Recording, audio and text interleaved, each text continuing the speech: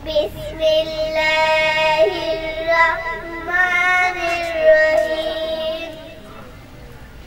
قل أعوذ برب الناس، ملك الناس، إله الناس، من شر الوسواس الخناس الذي يوسوس في صدور الناس من الجنة والناس.